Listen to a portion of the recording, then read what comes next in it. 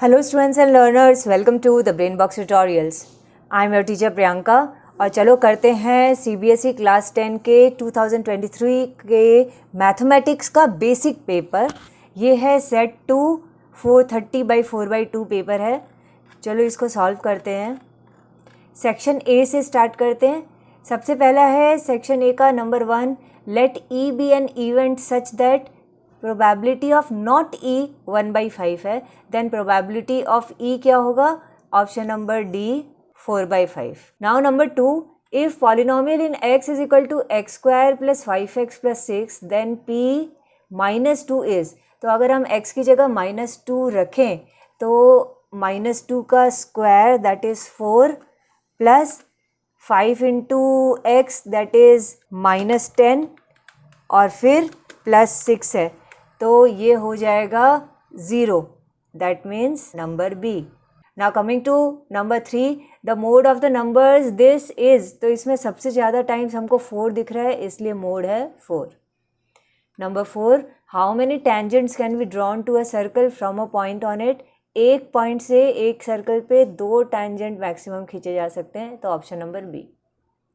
Number 5 है a quadratic equation whose one root is 2 and the sum of whose roots is 0. अगर एक root 2 है और दूसरे रूट को ऐड करने से जो सम है वो 0 हो जाता है, इसका मतलब दूसरा रूट जो है वो -2 है. तो उस केस में क्वाड्रेटिक इक्वेशन कौन सा करेक्ट रहेगा? 2 और एक -2 है तो ऑप्शन नंबर डी x² - 4, क्योंकि इसी से हमारा x की 2 वैल्यू आएगी 2 और -2. Number 6. Which of the following is not a quadratic equation.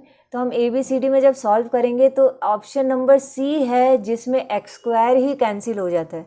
ये √2x का होल स्क्वायर 2x² होगा. 2x² + x² 3x². दोनों 3x² 3x² कट जाएंगे तो जब x² ही नहीं रहा तो ये क्वाड्रेटिक नहीं है. Now coming to number 7. A quadratic polynomial whose sum and product of zeros are 2 and -1 respectively is. तो क्वाड्रेटिक पॉलिनोमियल को हम ऐसे दिखाते हैं कि पहले होता है x², फिर माइनस के बाद में sum of the zero into x और फिर plus product of the zero. तो इस केस में -1. तो x² - 2x - 1 यानी कि ये वाला part B. Number 8. HCF LCM for the numbers 30 and 70 is. मतलब HCF इंटू LCM. तो 30 इंटू 70 कितना होता है? 2100. तो HCF इंटू LCM भी 2100 होगा. Number 9. The length of the arc of a circle of radius 14 centimetre with subtends an angle of 60 degree at the centre of the circle is. तो length of the arc का formula होता है, हम लेते हैं θ/360 degree multiplied by 2πr. तो यहाँ पे 2πr हम लेते हैं π22/7 और रेडियस यहाँ पे दिया हुआ है 14 तो 14 ले लेते हैं. अब इसको कट करते हैं तो क्योंकि थीटा 60 दिया हुआ है तो यहाँ पे थीटा की जगह भी हम 60 डिग्री डाल दें तो ये पार्ट कटा. तो हमारा आंसर आ रहा है ऊपर में 4 × 22 दैट इज़ 88. नीचे 3 है तो 88/3 आर्क का लेंथ आएगा यानी number B. Now coming to number 10. If the radius of a semi circular protractor is 7 centimetre then its perimeter is.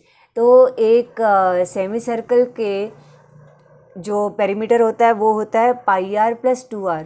इस केस में πr मतलब 22/7 मल्टीप्लाई हुआ 7 से, ये πr हो गया प्लस 2r हो गया 14.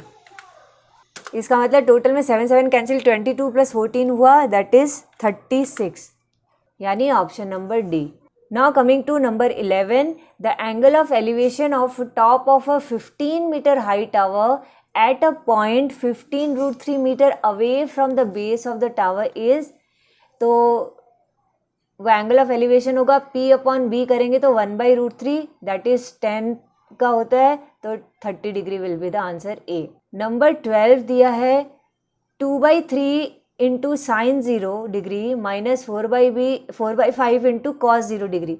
देखो 2/3 इंटू कॉस 0 डिग्री किया मतलब साइन 0 डिग्री 0 होता है तो 0 किया माइनस दूसरा किया 4/5, इसको मल्टीप्लाई कर रहे हो cos 0 डिग्री से, cos 0 डिग्री 1 होता है, तो ये तो पूरा पार्ट 0 हो गया, शुरू वाला पार्ट तो, और 0 फिर माइनस कर रहे हैं हम 4/5, यानी कि हमारा आंसर होगा B -4/5।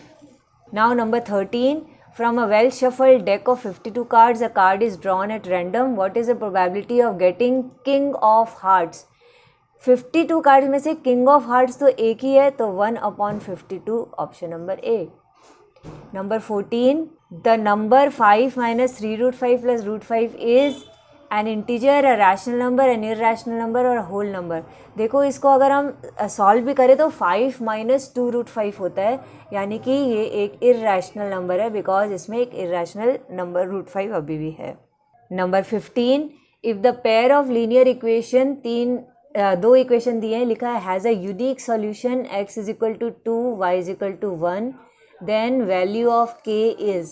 अगर x और y की वैल्यू दी हुई है तो हम इसको सेकंड वाले इक्वेशन में डालते हैं, तो k का वैल्यू आ जाएगा, तो x तो आ गया 2, ठीक है, प्लस k × y यानी k × 1 तो k ही होता है, दैट इज इक्वल टू 5 हुआ, तो k की वैल्यू हो गई 5 - 2, दैट इज 3, C।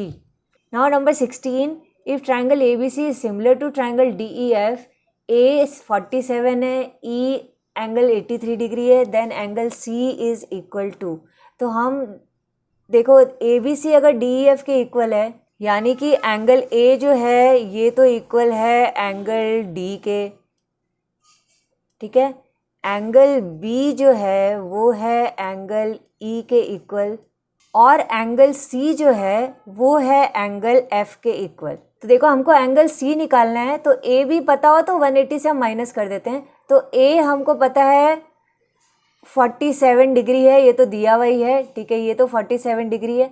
B नहीं पता पर E तो पता है ना, तो B भी हो गया, हमको पता चल गया कि 83 डिग्री है, तो ये हो गया 83 डिग्री। तो C कितना होगा, C की वैल्यू हम निकाल सकते हैं, 180 में से माइनस कर देंगे 47 + 83, यानी कि 130 डिग्री, तो यानी कि 50 डिग्री इज़ द आंसर, यानी option number B is correct. Now coming to number 17, the length of the tangent from an external point A to a circle of radius 3 cm is 4 cm. Distance away from the center of the circle. तो देखो अगर हम ये diagram बनाए तो इसमें हमको distance of A from the centre of the circle यानी हाइपोटेन्यूज पता करना है। तो हाइपोटेन्यूज को पता करने के लिए हम क्या करेंगे, टैंजेंट का जो लेंथ है 4 4 जा 16 हो गया, 16 प्लस जो रेडियस है 3 उसका हो गया 9, ये दोनों को ऐड किए दैट इज़ इक्वल टू 25, और 25 का स्क्वायर रूट निकालते हैं वो आता है 5। So option number B will be correct option. Number 18, the pair of linear equation this and this has, चार चीज़ें दिए, unique solution, exactly 2 solution, infinitely many solution, no solution. इसके लिए हम A1/A2, B1/B2 एंड C1/C2 देखते हैं। तो देखो हमने निकाला A1/A2 1/-3, B1/B2 भी 1/-3 एंड C1/C2 5/1 आ रहा है, यानी A1/A2 is equal to B1/B2 but not equal to C1/C2। इसका मतलब कि वो दोनों लाइन एक दूसरे से पैरेलल है, तो ऐसे केस में आंसर होगा डी, नो सॉल्यूशन, क्योंकि दोनों मिलेंगे ही नहीं कभी। Now coming to number 19 and 20, ये असर्शन रीजन है। तो नंबर 19 देखते हैं, लिखा है असर्शन में, if one root of the quadratic equation this is reciprocal of the other then value of k is 8। सबसे पहले तो यही चेक करते हैं कि एक रूट अगर दूसरे का रेसिप्रोकल हो तो क्या के की वैल्यू 8 आती है क्या। तो मान लो एक रूट a है और दूसरा 1/a है, तो उस केस में प्रोडक्ट ऑफ द रूट्स क्या होगा, प्रोडक्ट ऑफ द रूट्स होगा a को हम मल्टीप्लाई करेंगे 1/a से, ठीक है, इज इक्वल टू, यहाँ पे क्या होता है, प्रोडक्ट ऑफ द रूट्स को हम c/a बोलते हैं। c/a मतलब k-4 एक तरफ है, तो k-4 डिवाइडेड बाई इसका a है 4। अब अगर हम इसको सॉल्व करें तो देखो क्या होता है, a into 1/a that is 1, 1 is equal to k-4/4, k-4/4 ऐसे लिख दिया, तो k-4 इज इक्वल टू 4 हुआ, तो k इज इक्वल टू 8 आ रहा है। तो हाँ, असर्शन तो करेक्ट है। नाउ रीज़न दिया है roots of the quadratic equation x square minus x plus 1 is equal to 0 are real. Now reason तो रॉन्ग है because x square minus x plus 1 is equal to 0 जो है इसमें roots real नहीं आएंगे, imaginary आएंगे. तो इसमें तो ये तो फॉल्स है. तो असर्शन करेक्ट है बट रीज़न रॉन्ग है. ये ऑप्शन हमारा आता है नंबर सी. तो सी इसका करेक्ट होगा. नंबर 20 देखते हैं. लिखा है a tangent to a circle is perpendicular to the radius through the point of contact. हाँ, असर्शन इसमें भी करेक्ट है. रीज़न दिया है the length of the tangent drawn from an external point to a circle are equal. ये जो लिखा है स्टेटमेंट ये तो करेक्टली लिखा है but it is not the reason for that to be perpendicular. इसका मतलब इसका होगा कि both assertion and reason are true but reason जो है does not give the correct explanation. तो ये बी होगा इसका. Now coming to section B, number 21 का पार्ट ए. लिखा है find the discriminant of the quadratic equation this and hence find its nature of the roots. तो देखो discriminant क्या होता है, बी स्क्वायर माइनस 4ac होता है ना. तो हम अगर यहाँ पे करें कि बी स्क्वायर माइनस 4ac क्या होता है, तो -2 का होल स्क्वायर, बी स्क्वायर हो गया 4 माइनस 4 मल्टीप्लाइड बाई 4ac ना. तो 4 इंटू 3 इंटू 1/3 जिसमें 3 और 3 कैंसिल हो गए.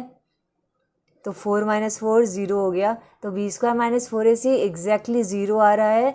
हम वो B square minus 4ac is equal to 0 discriminant भी ले आए. और नेचर ऑफ रूट्स क्या लिखोगे, नेचर ऑफ रूट्स लिखोगे 2 real and equal roots. Now next दिया find the roots of the quadratic equation X square minus X minus 2 is equal to 0. तो इसको हम अब क्वाड्रेटिक इक्वेशन को सॉल्व करें तो ये होगा मिडिल टर्म फैक्टर से x square minus 2x plus x minus 2 is equal to 0 कर दिया. उस कारण हम नेक्स्ट x कॉमन ले लेंगे. x कॉमन लेंगे तो आएगा x माइनस 2 यहाँ पे और प्लस यहाँ 1 कॉमन लिया, अगेन बचा x minus 2 that is equal to 0. तो x minus 2 into x plus 1 is equal to 0 आ रहा है. यानी आइदर और करने के बाद में हमारी x की 2 वैल्यू आएगी. x minus 2 is equal to 0 से x2 आ जाएगा और x plus 1 is equal to 0 से x की वैल्यू -1 आ जाएगी. नाउ नंबर 22 करते हैं. नंबर 22 में देखो एक फिगर दिया, डायग्राम दिया, लिखा है in the adjoining figure A, B, C are points on OP, OQ and OR respectively such that AB is parallel to PQ, AC is parallel to PR. Show that BC is parallel to QR. अब देखो यहाँ पे हम क्या करेंगे, हम यहाँ पे बहुत इजीली बाय थेल्स थ्योरम लगाते हैं. तो थेल्स थ्योरम से पहले लेते हैं ट्राइंगल OPQ और उधर में ट्राइंगल है OPR. दोनों का ही हम देखें. देखो OPQ में हम ये लिख सकते हैं OA upon OP is equal to OB upon BQ. Okay, by Thales theorem इन दोनों का रेशियो इक्वल होगा. वही चीज़ हम कर देते हैं ट्राइंगल OPR में, क्योंकि वहाँ पे भी 2 लाइन पैरेलल है तो थेल्स थ्योरम लगेगा. OA अपॉन AP इसमें भी है और उस साइड OC अपॉन CR है. तो दोनों केसेस को हम अगर कंपेयर करें तो हम देखेंगे OA अपॉन AP दोनों में है और दोनों किसके इक्वल है, एक OB अपॉन BQ एक OC अपॉन CR के. इसका मतलब ये दोनों भी एक दूसरे के इक्वल है. OB upon BQ is equal to OC upon CR. ये तुम अगर ट्राइंगल देखो नीचे वाला OQR, तो OQR ट्राइंगल में OB upon BQ is equal to OC upon CR अगर हो रहा है तो according to converse of Thales theorem हम बोल सकते हैं that BC is parallel to QR. Okay, that is how you are going to prove this. Thales theorem पहले में लगाया, फिर दूसरे में कन्वर्स ऑफ थेल्स थ्योरम लगाया. Now coming to number 23. लिखा है इफ साइन अल्फा हाफ है then find the value of 3 cos alpha minus 4 cos cube alpha. इससे हम अल्फा की वैल्यू निकाल सकते हैं. देखो ये मैंने किया, साइन अल्फा 1/2 था, यानी 1/2 साइन की कौन सी वैल्यू होती है, साइन 30 डिग्री. तो साइन साइन कैंसिल हुआ तो A is equal to 30 degree आ गया. अब इस A 30 डिग्री अगर है तो 3 cos 30 डिग्री और 4 cos क्यूब अल्फा मतलब 4 cos क्यूब 30 डिग्री का वैल्यू हम निकाल सकते हैं ना आराम से. तो हम इसको सॉल्व करें. अगर 3 मल्टीप्लाइड बाई कॉस अल्फ़ा यानी कॉस 30 डिग्री, कॉस 30 डिग्री होती है √3/2, ठीक है।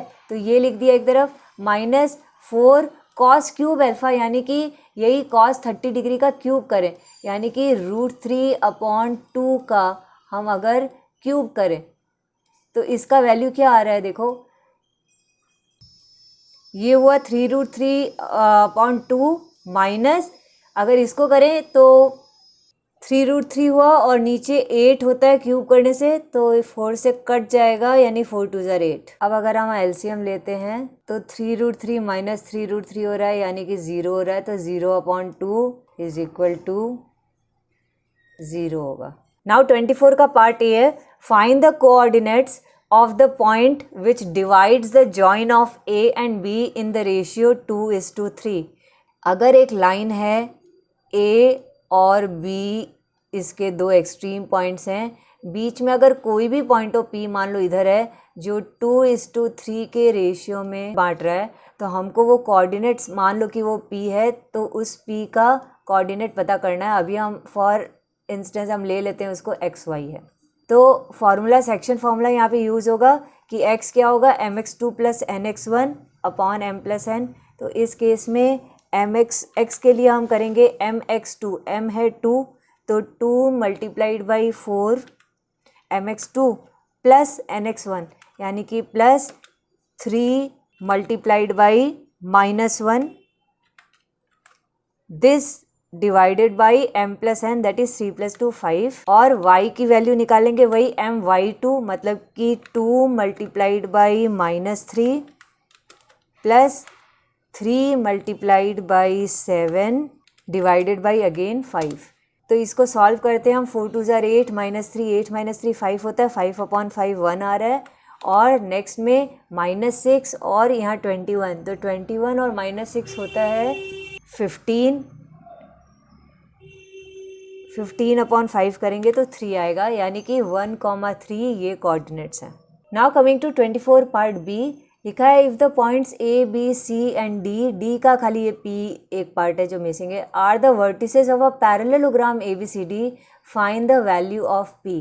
देखो पैरेललोग्राम में अगर ए का वैल्यू निकालना हो, डी का समझ लो हमको वैल्यू निकालने बोल रहा है, तो एक पैरेललोग्राम के अंदर में एक चीज़ जो सेम रहती है वो क्या है कि ये जो डायगनल्स होते हैं ये एक दूसरे को बाइसेक्ट करते हैं, यानी कि ये जो डायगनल है AC और जो ये डायगनल है BD, इन दोनों का मिड पॉइंट सेम होगा।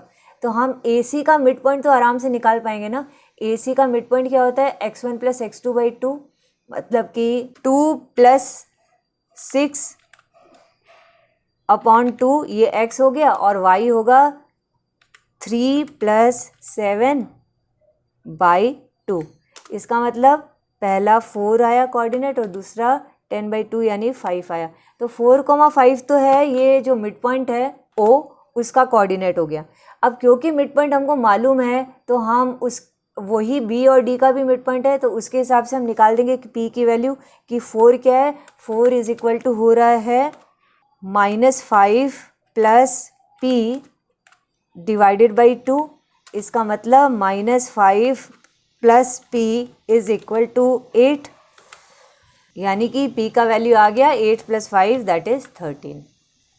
Okay, now coming to number 25, PA and PB are tangents drawn to the circle with center O as shown in the figure। Proof करना है हमको एंगल APB यानी कि ये वाला angle is equal to double of OAB, यानी कि इसका डबल है। देखो पहले तो टैंजेंट का और जो थ्योरम है कि एक पॉइंट से अगर दो टैंजेंट खींचे तो वो दोनों टैंजेंट इक्वल इन लेंथ होते हैं, एक ही सर्कल पे खींचे हैं तो इस केस में PAB जो ट्राइंगल है उसमें एंगल A अगर हम x डिग्री मानते हैं तो एंगल B जो है वो भी x डिग्री ही होगा, और टैंजेंट और रेडियस जो है वो मिलकर 90 डिग्री बनाते हैं, यानी कि angle OAP is equal to 90 degree है। तो वो भी मैं लिख देती हूँ that OAP is equal to 90 degree है, ठीक है। यानी कि जो एंगल OAB पूछ रहा है OAB ये कितना होगा, ये होगा 90 - x, ठीक है। इस पार्ट को हमको एक ध्यान रखना है कि OAB जो है वो 90 - x आया। अब हम P की तरफ बढ़ते हैं, AP भी निकालते हैं। तो ए पी बी जो ट्राइंगल है उसके हिसाब से ए पी बी की वैल्यू जो है वो 180 माइनस 2x होगा, या फिर 2 कॉमन ले लो, तो 2 कॉमन लिया तो आया 90 माइनस एक्स, तो ये क्या है 2 टाइम्स 90 माइनस एक्स है, तो हमारा ओ ए बी आया 90 माइनस एक्स और ये ए पी बी आया 2 टाइम्स 90 माइनस एक्स, तो प्रूफ हो गया। तो हैंस प्रूव्ड कि ये एंगल डबल है इसका। ओके।